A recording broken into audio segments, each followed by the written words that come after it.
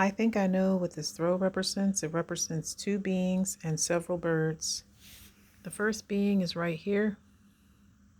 The arrowhead represents the being's eye. This piece of wood represents the being's nose.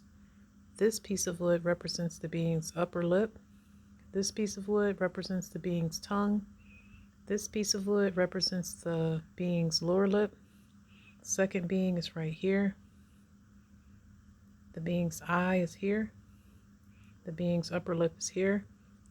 The lower lip is here. The string represents the tongue. There's a bird right here.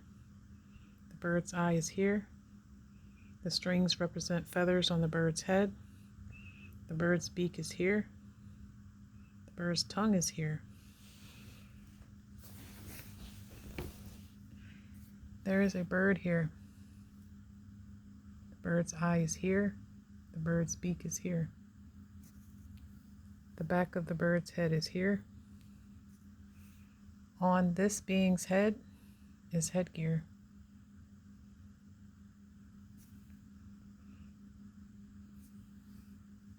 There is a bird here. The bird's eye is right here. The back of the bird's head is here. The bird's beak is here. And so, yeah.